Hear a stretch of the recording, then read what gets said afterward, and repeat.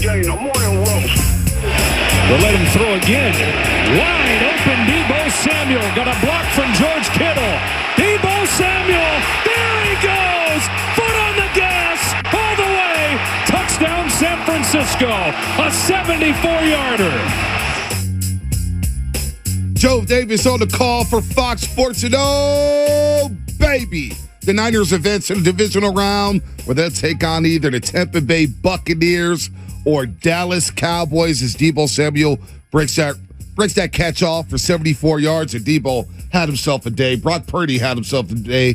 The Niners had themselves a day, especially in the third quarter, flipping that football game after being down 17-6. So we say good morning to everybody getting off their graveyard shifts. Good morning to all the teachers, students, cops, CHP officers, baby mamas, baby daddies, you name it. Electricians, Longshoremen, Shasky, Lubman, and Spadoni. Shasky, what a night. Or what a day at Levi Stadium where, to me, I got old school Candlestick playoff vibes. Agreed. Overcast, rain, hard hitting, crowd is into it. They're standing up basically the entire football game.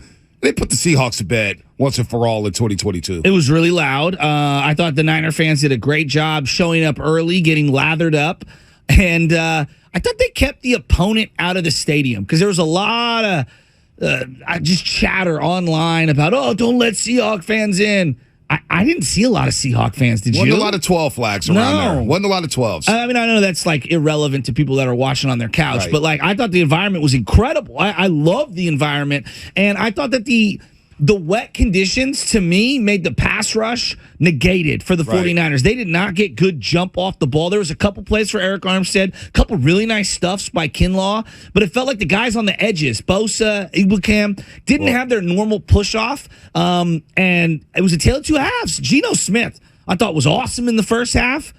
Totally different guy in the second half. No, well, Charles Omenihu was the guy who brought the pass rush this Agreed. week. Charles Omenihu flashed on tape. He popped on tape, but the pass rush, to your point, was non-existent. I don't know if it had something to do with the wet conditions. I don't know if it had something to do with the field, because it didn't rain mostly during the game. During the game, the rain stayed away. Well, where we were at, I don't know if you have a slight overhang. It was in and out where we were at. In and out. It was like misty, come down for a little bit, then it would stop. But it wasn't anything that was like, Bears game earlier in the year reminiscent. It was far from that. No doubt about that. But they come out in the second half and really down 17-16 because Brock Purdy started off cold. But here's where we'll start. Number one, Shanahan. I thought he was in his freaking bag as a play caller. You watched the game back, and I said, guys were running wide open all day long. All day long. Like the Seattle Seahawks this morning should be lucky that the Niners didn't drop 55 on them. I said to Sam Lubman, like, people can argue about whether Purdy's real, Purdy's good, he's great, he's overrated, like whatever. Put that to the side. If they had any, like, let's just say, if it was Mahomes, they would have scored 60 points in that game. No doubt. But there were three guys open on every play. Every play. Shanahan was dialing it up in the run game. Like Christian McCaffrey on that big, long run in the first quarter. The blocks that were set up. Ayuk was blocking like a madman all day. Kittle coming through the hole. Juszczyk coming through the hole. Trent Williams setting the edge. There was holes galore in this football game. Burford was great. Burford was great. The offensive line, for the most part. Aaron Banks, I know he let up one play, gave up a sack there late in the second quarter. But you know what? For the most part, the offensive line was fine. They were great. They held up. The Niners rolled up 505 total yards on Saturday. How were you feeling in the first half? Let's start with the first half, because I just thought the first couple of drives, clearly nerves, the rain, there was a lot going on. It's your first playoff game. I just felt like Brock's a tick slow. He doesn't see the field maybe as well as he has. Let's see if this kid can settle in. It felt like the offense had big chunk plays wide open, and they were just missing here and there. They're throwing 2 times to 1 in terms of pass to rush ratio. Like, how are you feeling in the first half? Well, first half, I expected what I saw from Brock Purdy. Yeah. All right. Overall, he was 9-19 in that first half, or 147 yards. He dropped back 20 times. Damn near 20 times. It tells me I was that yelling, Shanahan run trusts it. him. Look, all week long we were talking about, hey, man, how are you going to ease Brock into the game? I thought Shanahan, hey, you're going to lean on the run. You're going to lean on McCaffrey. You're going to lean on Elijah Mitchell. You're going to have the short passing game going on. Hell, the first play of the game is play action, and he's looking deep down the field to either Ayuk or Deebo Samuel, and Brock Purdy missed him. He was nervous. Yeah. It's his first ever postseason game. I expected him to be amped up. Yeah. He telegraphed a couple passes. He's lucky number 57, that linebacker for Seattle, didn't pick off a couple plays. He telegraphed some quick slants. It's that zone. We've talked about this. This is what happened to Jimmy Garoppolo in that Viking game way back when. Sometimes they sit in that zone, and you miss that linebacker just sitting there waiting in the window. Sitting right there in that window. And Brock Purdy, he averted trouble early on in that football game. They were able to weather the storm, though, with him being nervous. I thought he woke up. Look, late in the second quarter when he's running around, rolling out to the same spot, things got a little clunky. He kept spinning and rolling out left and then going to the short side of the field.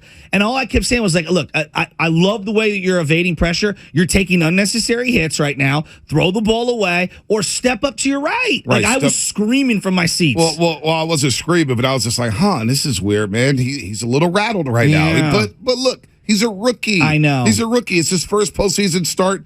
However, later down the line, whether you play the Buccaneers or Cowboys, we're going to find that out tonight, or if you go to the NFC Championship game against Philadelphia, that can't happen. Slow starts will get you beat. Slow starts will get you put behind the 8 ball, and now you're playing uphill. You don't want to do that with Brock Purdy right now. But in the first half, some uneasy moments. They left points on the field. That was my biggest takeaway. It's like, man, 17-16, the squib kick. We got to clean that up. Oh, we'll get to that. You can't have the squib kick. Hoshka makes a 56-yard field goal, whatever.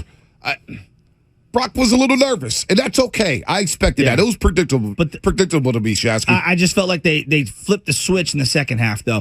Before we get, because there's so much to get into. Geno Smith made one of the great throws I've ever seen in person. That throw he threw down the line to throw it back inbounds to DK, and for DK to box out the way he did, I was thinking to myself, oh, God, here we go. This is the last thing we need. Then there's 13 seconds. The Niners score a field goal, I believe. 13 seconds left in that first half. They squib kick it. And this is just me thinking. I'm going, why are you squib kicking it in this situation? Oh, you want to run some clock out. Well, you're going to give him the ball somewhere between the 30 and the 40.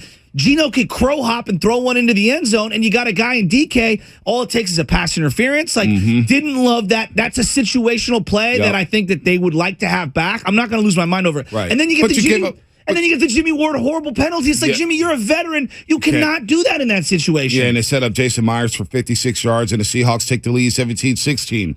But I love what the Niners did right out of the half. Thank you. They reestablished their identity. They ran the ball, situational passing, and Jonathan Abram, the former Raider, what are you doing? I thought that was Bush League. I saw it from my seats, and I'm going, what is he doing? Then they showed the replay, and then I'm watching Shanahan run out onto the field. Shanahan's in the middle of the field yelling at the referee, saying, what's going on? Well, basically, Jonathan Abram on the pass from Purdy to Deebo Samuel goes for 21 yards. Ended a play. Abram twisted his ankle. It was a hell of a catch. A hell of a game by Deebo Samuel. We'll get to him. Deebo Samuel played out of his mind. Then he went to go party in Vegas for a little bit for his birthday. Yeah, I saw it on the gram. So he pulled a John Daly. Yeah, after John Daly lost to Tiger Woods at TPC Harding, he went straight to Vegas. He had the little, I think he had the Dior jacket on, and he's popping champagne before he got on the private jet. And I think he had himself a night. You know, good for him. Yeah, good for him. He deserved it after a game like that. But he goes for 21 yards, and Abram basically tries to twist Deebo's ankle. And it was weird. And then you had the old NFC West rivals with a nice little scrub. Loved some it. Pushing, some shoving. George Kittle some trash was fired talking. up, Yeah, Ayuk was fired up. Did you see Brendan Ayuk? I did. You never see Brendan Ayuk show emotion like that. No, but even George, when he caught that touchdown pass later on, George was like looking back at at Pete and all the guys on the sidelines, and he's like bumping his helmet. I'm thinking, I've never seen Kittle so animated towards the opponent like that. Well, they woke the 49ers up. Big time. They woke the 49ers up. They take a 23-17 lead, and they play the game. Obviously, is when Seattle had a 3rd down and 14 at the Niners 19. A great drive by Seattle. It was a phenomenal drive. And then Geno Smith drops back, and Charles Omenihu gets some pressure. Bosa recovers, and that was all she wrote because the Niners went on and they ended up dropping 18 straight on them after that fumble. So that to me was the game right there. Well, they're marching down, and you're thinking, oh boy, they're going to get a touchdown here. They're going to tie it up. This is way too close for everyone's liking right now. But that turnover absolutely was the game, and then they get the big touchdown. You know what I mean? Right away, right after that, this team and people are going to perceive this as a negative. I'm not saying this is a negative. I mean this in the most positive light possible. They are one of the elite front runner teams I've ever seen. They get a multi-score lead, and they just shut you down. Like, it is really incredible. Like, I know Indianapolis years ago used to, like, hey, we've got these two defensive ends, and we're going to get Peyton Manning. We're going to get a 2-score lead on. Mathis. Yeah, and we're just pin going our ears back, and we're going to get the quarterback. In a weird way, I feel like the Niners, if they go up 10 or more, it's like game over. Game over. This defense hunts. Like, if it's a close game, it's different. But when this defense, and I mean this not in a negative way at all, I mean this in a praising way. When they get a lead, it's bye-bye. Right? They just suffocate you. It's night-night. You're not rallying from this team, especially with the offense humming the way they are. Exactly. I mean, McCaffrey. Bonte, they could have put up 60 in this game. I know. They left so many points on the board. So many, especially in the first half where you score 16, but you have to settle for 3 field goals. They left money on the board, and you can't do that moving on to the playoffs. You can't do that. No, I'm with you. And the reason why you're saying, like, you left money on the board, they could have had an opportunity to score touchdowns on every single possession it's unbelievable. Of that half because of some of the play calls from Shanahan where guys are wide open. There was a play where he missed Ayuk over the top, and Ayuk stopped running or whatever. Right. He also had Debo wide open on the crosser. I don't know if you watched it back with the broadcast. Joe Davis is yelling, Debo's open. I know. And I remember from our seats, we're like, yo, hit Debo, bro. Hit Debo. And Debo's running. Debo may have scored on that play. That's how wide open he was. The Debo, you're talking about the third down play that he caught where Abrams twisted his leg. He made such a great catch. It was low below the knees. He catches it, turns upfield, and goes. Debo almost broke 4 or 5 other ones. No doubt. He had himself a game. How fresh did his legs look? You said he was an X factor, and look, he continues his playoff run. Think about what he did last season in the playoffs, Shasky. Last year, starting off in the Dallas Cowboys game. All right? His first year is in 2019, he comes up with 10 catches, 127 yards. Last year, he has 10 catches, 154 yards, and that doesn't do it justice because he ran for another 27 and 137, right? This guy is a playoff performer. Yeah. And he talked about it after the game. He goes, look, man, we're just physical.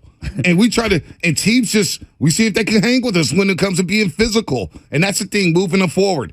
Are the Bucks, are the Cowboys going to be able to be as physical as the 49ers moving forward next Sunday at Levi Stadium? I don't know. They wear you out. Yeah. Well, the one big takeaway from all the playoff games, as you zoom out from the Niner one, if you don't capitalize on the other team's mistakes, you're done.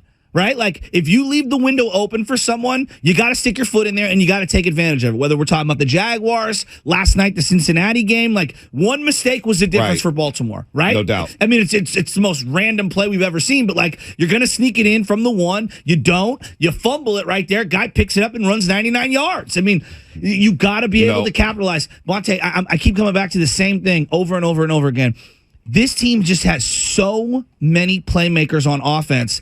And Brock is just pulling all the levers and getting the ball out to every guy. Well, boom, let me hit Ayuk. Boom, let me hit George Kittle. Boom, let me hit Elijah or Christian McCaffrey on the check down. He's just done a great job of just kind of like staying within himself, moving just enough in the pocket, and then boom, ding, ding, ding, ding. How gratifying is it for Kyle Shanahan to say, on any given play, Christian McCaffrey may be my fourth option? George Kittle may be the primary. I know. Debo may be your second read. Ayuk may be your third read, and McCaffrey's your check down. Or McCaffrey could be your primary. I know. Kittle could be your second read. Debo could be your check down, and Ayuk's your third option. Like, you have an embarrassment of riches. That's why when it comes to, like, hey, man, maybe you have too many playmakers. Yeah. I'll rather have too many playmakers than not enough playmakers. Did you notice, like, in the first half specifically, they kept putting Debo in the backfield. So you had some variation of McCaffrey, Debo. Maybe sometimes you had Juszczyk. There was a play. It was in shotgun. McCaffrey's on the left of Purdy. Juszczyk's on the right of Purdy. And then Debo comes around in like a jet sweep. Right. And so, like, the defense is just shifting. They have no idea which direction to go. Another play, they shifted Debo to the backfield, split McCaffrey out wide. Like, the formation. Split him out wide to the right. Yes, the exactly formation variation is just to move a guy over to give me a step to the left. Like, I just got to say, Shanahan, the master class of pre-snap formations and movement and motion. The guy is just in his look. I hate saying in his bag. He is on a That's what we say. Another level. No, he is. He's on a he's coming into his own right now. And the killer instinct that he has developed this season alone. That's one thing that I've knocked him for. Not having that killer instinct, letting teams hold on, get the ball for a final possession and try to tie the game or take the lead or whatnot. I'm like, put your foot on their throat. And Shannon has done that ever since SoFi Stadium. They go down to SoFi Stadium about 24-14. I keep going back to this, where he's like, yo, Jimmy, Throw it to Ross Doyley down the left sideline. Yo, Jimmy, throw it to the back of the end zone to George Kittle. Let's put these dudes away. And you put them away 31-14. Shanahan's killer instinct this year, he's grown into that. Yeah. So when you look at the Seattle game and you look at all the pre-snap motions, how many times did we see George Kittle, he'll motion him over, and then he's your lead blocker going into the left. Lead blocking with Juszczyk, Trent Williams, and Brandon Ayuk on the outside. I mean, Shanahan right now, we call it the year of Shanahan. Shanahan was legit on Saturday. He was unbelievable. I'm with you on that. And the other takeaway, as you zoom out, not just on the Niners, it does feel there are certain offensive play callers who are in the moment. Right. Their rhythm and their feel for what their team's doing well and what the opponent's not doing well. It's like a snowball effect. You saw it with Brian Daboll. I thought he was cooking, and Saquon's legs look so fresh like Debo's. The Giants are a problem. No doubt. And then Doug Peterson. Like, you see Doug Peterson in the rhythm of the game, in the flow of the game. He starts going and like boom, boom, boom, and guys are wide open. Right now, the offensive play callers that are head coaches are they're a step ahead of some of these defensive guys. I can't wait to ask Baldy about the T formation. Fourth down play to Travis Etienne with the Jaguars. 3 running backs in the backfield. We used to run that play on college football 95 on Sega Genesis. Just so they could get a one-on-one with Asante Samuel on the edge. Unbelievable. With Etienne. It's unbelievable. Great play calling by Dougie P. Can't wait to see what Andy Reid has in store for the Jaguars next week. But the Niners win. We'll await the winner of tonight's game. Cowboys, Bucks. Come on, Shasky. I know who you want. We've already seen Brady. Yeah, I want the Cowboys. You want the Cowboys. Yeah, I don't want to see Brady. Sunday game, 3:30 kickoff, a Madden Summerall Classic. Yeah. Oh, my God. Come on, man. Give me the Cowboys. Boys, me and Bonte got the exact same voicemail from Guru yesterday, voice message. Can we play that at some point for the audience? We will definitely do that. By the way, shout out to YouTube, Twitch, and Bonte, the help Xfinity mobile text line. I love you, Guru. And We're all playing guests. We will be guest free today. You know how we do it on a Victory Monday, but all guests appear on the Bud Light guest line. What a win. Bud Light, easy to drink, easy to enjoy. Shout out to Laurel or Lottle. I guess it's Lotto in Chandler, Arizona. Ordered 2 DPLY shirts and 2 relevant shirts just now. You can get yours right now at 957thegameshop.com. Bo and Mo, we're going to get to you on the other side as we continue to roll here on the Morning Rush. You know what I start thinking? Purdy's playing so well. He is playing so well. There's no way he's coming back for $1 million next year. There's no way. I don't think you can restructure a rookie deal until the second year, I believe. If I'm Brock Purdy, I don't think you can. I don't know how he's going to play for $1 million. I think there's rules in the collective bargaining agreement where rookie contracts, I don't think you can you can rip it up until the second or third year, because Mahomes, same thing. Remember, he was a first rounder. They couldn't give him the... Well, Brock Purdy's a 7th round pick. I know, but I'm almost positive. I'm going to check. That's crazy. If you could get him playing for $1 million next year, because, look, man, I'm a big Trey Lance guy. I don't know how you go back, because Purdy looks like the real deal. Purdy looks like he has total command of the offense. He knows where everybody is supposed to be, and he's not afraid to stretch the field down. He's not afraid to stretch the field. He's not. So that's a conversation for another day. We'll